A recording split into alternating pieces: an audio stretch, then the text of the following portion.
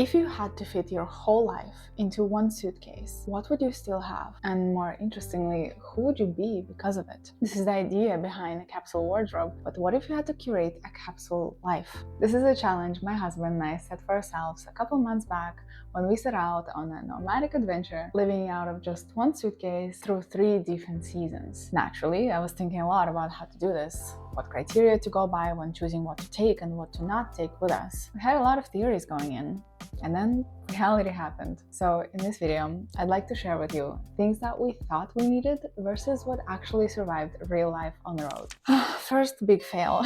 I genuinely thought that our life could fit into one suitcase. And technically it did. We started our adventures with just one checked bag for both of us. But just because it fit doesn't mean it actually worked. We were overweight, overstuffed, and constantly reshuffling items just to make it work. Super annoying. So when we got to our first location, we got another suitcase to even out the load, and thank God we did.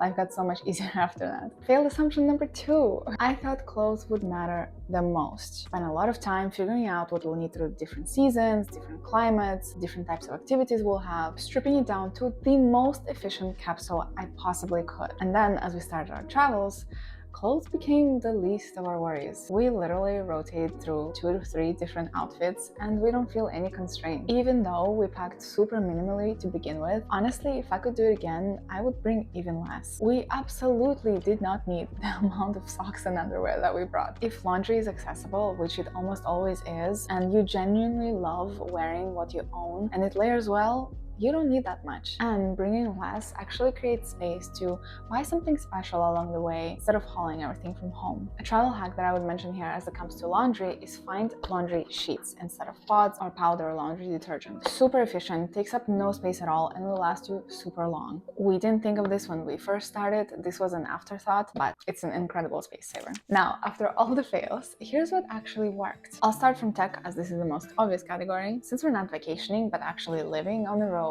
work had to come with us. So we needed to create a comfortable working environment wherever we went. For my husband, it was essential to bring this second monitor. He did a lot of research going in and he ended up on this one. I'll try to link it below. It definitely does the job and takes up no space at all. So for me, it was super essential to maintain proper posture as I work on the computer. So my only non-negotiable was my laptop raiser, which I talked extensively about in this video. Future me thanks present me every single day for this. Our Kindles, of course, obvious when dozens of books, 0 space. Something that was a toll on our weight and space was our JBL speaker, but absolutely worth this cost. We use it every single day to listen to our favorite music, which just creates the best vibes around the house. And also if we're watching a movie on the laptop, we use this guy as a soundbar and it just elevates the whole experience. So yeah, 10 out of 10, absolutely bring a good speaker. Okay, this next one sounds ridiculous until you've lived through enough Airbnbs. Ambient lights.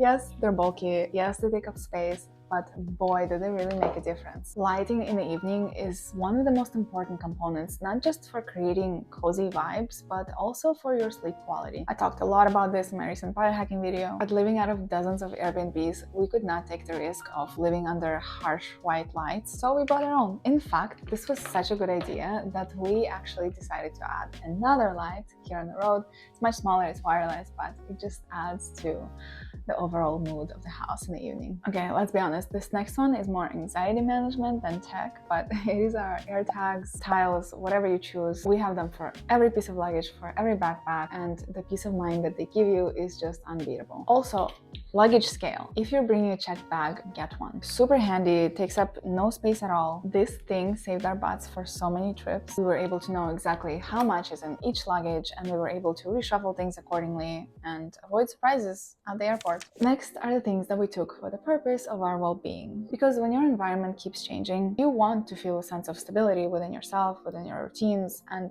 rituals help us do just that. Since we knew that gyms weren't going to be a reliable option for us on the road, we had to figure something out for our workout regimen. I did a lot of research into what would be the most efficient way to weight train without adding bulk or weight to the luggage, and I'm happy to say that these resistance bands really do their job well. These are by TRX and we have them in 50 pound 130-pound weights. You can train virtually every muscle group. It's easy to add progression, and they take up no space. This was definitely one of our better decisions. Okay, another wellness must-have for me is my yoga mat. This was actually made by a friend of a friend, and honestly, I didn't really have much use case for it until we started traveling, and let me tell you, it has become an irreplaceable part of my routine. It folds up into this small baggie, taking up no space at all, but it is a full-size yoga mat. It's super comfortable, and it allows me to do my yoga or Pilates from anywhere. Not surprisingly, a huge portion of our luggage went to our supplements. We definitely stripped it down to just the core essentials that we might need on the road, but it was still a lot. Then I figured that the better way to travel with these supplements is to get rid of the bulky bottles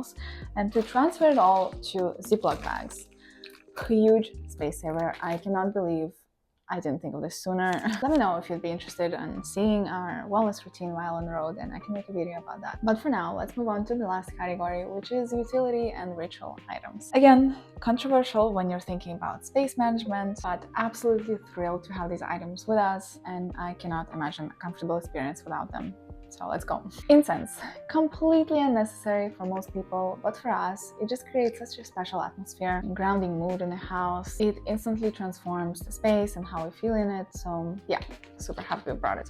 Okay, another thing that takes up no space at all, but brings massive amount of comfort is our silk pillowcases. We obviously enjoy them every single night, and there's just nothing like it. If you know, you know. 10 out of 10 item. So glad we brought them. Okay, this next one is one of those, did we really bring these items? But it paid itself off immediately. Our manual coffee grinder.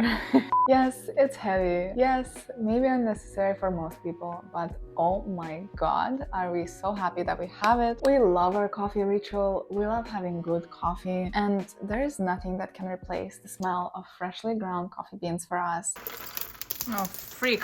So we use this thing pretty much every day, and every time it's a great coffee experience. Next is a tiny item. In fact, so small, it's called a nana bag. We use these bad boys every time we go for groceries, shopping, souvenirs, you name it. We don't like plastic bags. We try not to use them unnecessarily, especially when these are so comfortable. They fit so much, they take up no space in my bag. Always with me, tiny item, endless use. And perhaps the most underrated of all the items are our rubber shoe covers.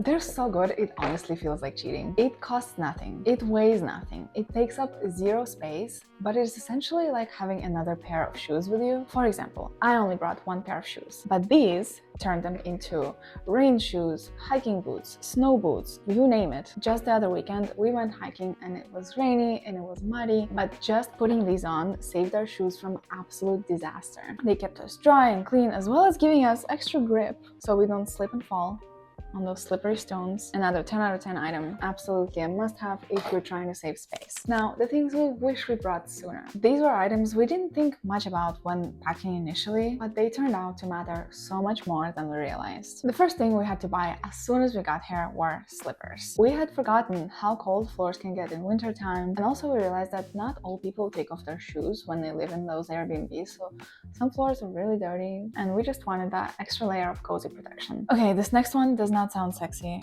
but it is doing real work, and it's one of those things that you don't realize you need until you actually start living on the road. An apron and washing gloves. For me, this turned out to be absolutely essential. When you cook at home and wash dishes by hand, this is just damage control, especially when you don't have that many clothes to begin with. You want to keep them as clean as possible for as long as possible, and this really does the job.